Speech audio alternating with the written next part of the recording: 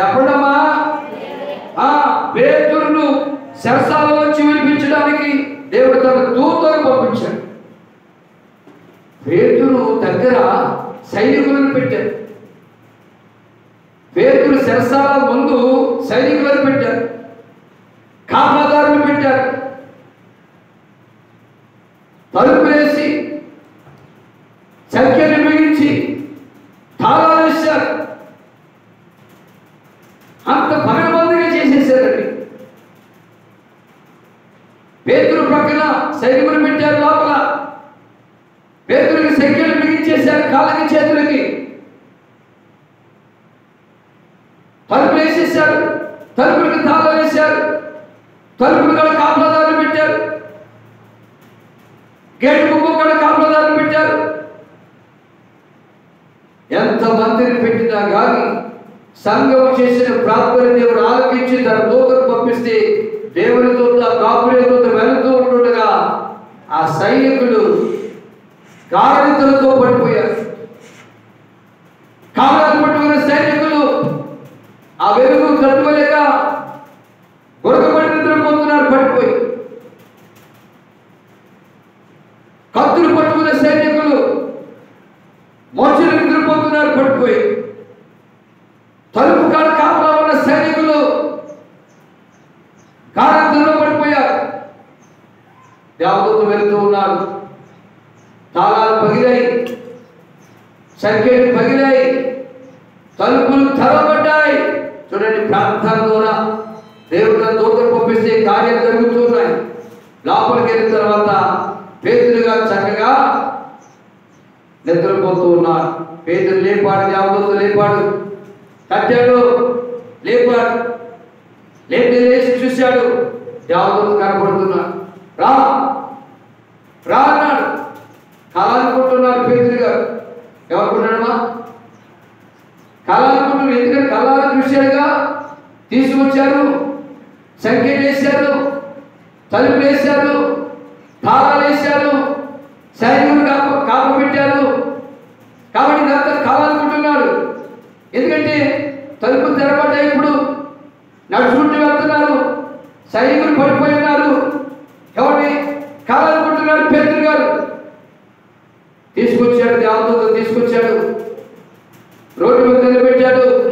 కోర నడిపించుకుంటానికి తీసుకొచ్చి రోడ్డు మీద నిలబెట్టి దేవదూత కాపాడుతూ అదృష్టుడైనప్పుడు చుట్టూ చూసుకున్నాడు. ఏంటి, సిమెంట్ రోడ్డు ఉంది ఇక్కడ, తారు రోడ్డు ఉంది ఇక్కడ, రోడ్డు మీద ఉన్నాడండి, సెకండరీ లేవు. అప్పుడు అనుకున్నాడండి, దేవుడు గొప్ప కార్యం చేసినాడు, దేవుడు ఆత్మకార్యం చేశాడు.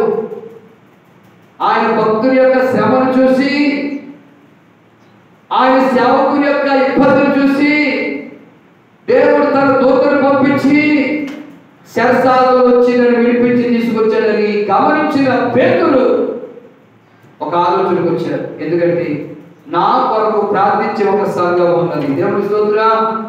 మరి మీరు ప్రార్థిస్తారా? అయ్యగారు వచ్చి ప్రార్థన పెడితేనే నాకు కష్టమయ్యే. ఇక అయ్యగారు తీసుకెళ్ళి శరసాలలో వెళ్తే మీరు అమ్మో, మళ్ళీ కూడా తీసుకెళ్ళి శరసాలలో వెళ్తారు. అమ్మో అమ్మో, నువ్వు మౌనముడు, నేనే అమ్మమ్మ ఇంటికి ఉంటా, నువ్వు ఇంటికి ఉంటు అంటారు ఇద్దరు. అదేంటమ్మా అంటే అదంతే కాబట్టి నీకేం తెలియదు. అసలు అయ్యగారు తీసుకుపోయినా మనం ప్రార్థించి మనం కూడా తీసుకుపోతారు.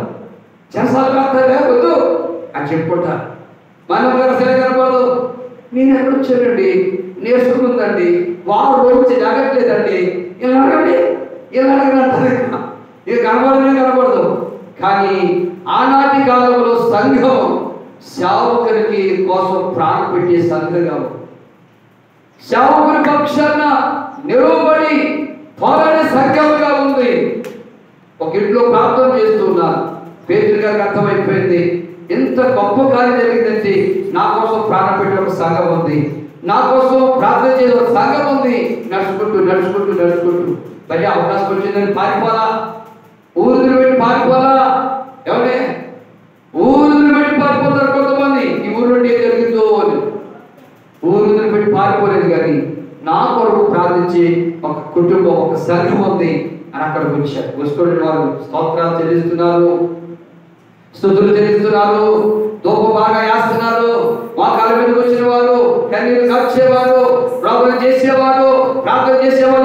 చేస్తున్నారు. ఈ ప్రార్థన స్వరము పేతురు కనపడింది.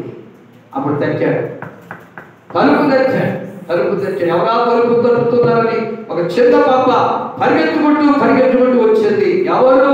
నేనే. దేవుని స్తోత్రం. పేతురు స్వరమును గుర్తుపట్టి దేవుని కుదరారా, పేతురు వచ్చాడు, దాంతొచ్చాడు అంటే అంటలేదు. అలా ఆయన ఎందుకు వస్తాడు? దేవుని కుదరారా. కానీ తలుపులు తీయగానే ఎవరున్నారు అక్కడ? దేవుని పేతురు. ప్రార్థన ఎంత గొప్ప కార్యం చేసిందో తెలుసా? ప్రార్థన సంఖ్యలను తెచ్చింది. ప్రార్థన తాళాలను పగలగొట్టింది. ప్రార్థన మూయబడి తలుపులను తెరబట్టుకు చేసింది. అందుకేమంటారు కదా, రండి మన కట్లు తెప్పుదము. ఎందుకు? ఈ అన్ని జనులు ఏం చేస్తున్నారట? అల్లరి. మనమేమో మౌనం ఉండి ప్రార్థన చేసుకుంటుంటే ఏ దేవుడే గొప్ప దేవుడట, ఏ దేవుడు అద్భుతం చేసే దేవుడట, ఏ దేవుడే గొప్ప కార్యం చేసే దేవుడట అని ఏం చేస్తున్నారు? వాళ్ళ బలం తీసుకుని వచ్చి ఈనాడు చర్చిల్లో కలతలు నేర్పుతున్నారు, కలిపిలు నేర్పుతున్నారు, అల్లరి నేర్పుతున్నారు. అందుకే అన్య జనులు ఎలా అల్లరి నేర్పుతున్నారు? రెండవది, జనములు ఎలా వ్యర్థమైన దానిని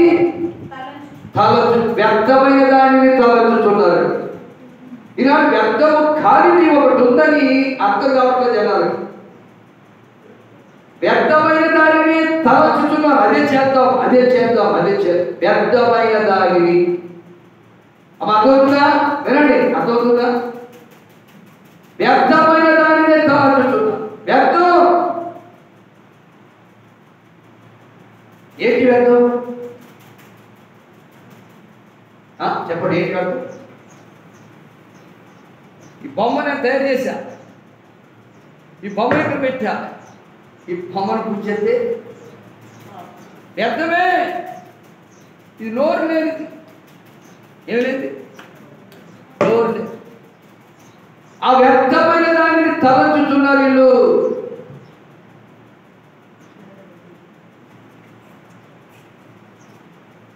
చెట్టు ఉంది, ఆ చెట్టు దగ్గరికి వెళ్ళి ఇష్టమైన ఏది చేస్తారు. ఇలాంటి వ్యర్థమైన వాటిని ఆలోచిస్తున్నారు. కాబట్టి వారు కట్లు తెప్పుదాము రండి.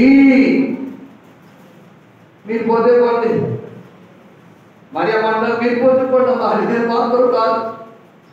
నేను కొడుకు ఎక్కడొచ్చి వీపు పక్కన కొట్టించుకోను, నాకు అసలే భయం చెప్పండి సురుకు. కాబట్టి ఇలాంటి పీరుకోడు ఉంటారు. కానీ ఆనాటి కాలంలో పేతురు గురించి సంఘం ప్రాణం పుట్టింది. పేతురు గురించి సంఘం నిలబడి ప్రార్థన చేసింది. ఆ ప్రార్థన దేవుడు ఆలకించి పరలోకమున ఒక దూతను భూలోకానికి పంపించి మరి ఏదైతే అడిగారో, ఎవరి కొరకైతే ప్రార్థన చేశారో వారికి వారి అవసరం తీర్చడానికి తన దూతను పంపించి తీసుకొచ్చి పేతురుని అక్కడికి నడిపించాడు. పేతురు వాళ్ళకు చూడగానే ఆశ్చర్యపోయారు. దేవునికి స్తోత్రం. కాబట్టి మనం ఐక్యతతో విశ్వాసంతో దేవుని సన్నిధిలో ప్రార్థన చేయడానికి ఎవరు వచ్చినా రాకపోయినా నేను వెళ్ళాలని తీర్మానం నీలో ఉండాలి. ఎవరు వచ్చినా ఎవరు రాకపోయినా నేను వెళ్ళాలి. ఎవరు ఇచ్చినా ఇవ్వకపోయింది నేను ఇవ్వాలి. ఎవరు చేసినా చేయకపోయి నేను చేయాలి ప్రార్థన అనే తీర్మానం అనే ఉద్దేశం లేదు. 3 రోజులు కురిపిస్తా. ఏందమ్మా మందిరం దగ్గర ప్రార్థన చేసుకున్నారా అంటే 2 రోజులు కురిపిస్తారు, 3 రోజులు కురిపిస్తారు. మళ్ళీ అక్కడికి మురుగుపోదు. ఏమైపోతామా? 3 రోజులు వెళ్ళాలా? రోజు వెళ్ళాలా? ఇంటికాడ ఉంటే చక్కగా ముచ్చట్లు వేసుకోవచ్చు. ఇంటికాడ ఉంటే సాతాన్ గారి మిమ్మల్ని లోక సంబంధమైన అలవాట్లకు గురి చేసేస్తాడు. అందుకే ఒంటరిగా మా మందిరంలోకి వెళ్ళిపోతే ఎవరితో ముచ్చటయ్యరు, ఏసైతో మాట్లాడతాం, వాక్యం చదువుకుంటాం, నీకు నోటికొచ్చిన పాటలు స్వరమెత్తి పాడుకుంటా, అంటే ప్రభుతో సహవాసం చేస్తావు. దేవునికి స్తోత్రం.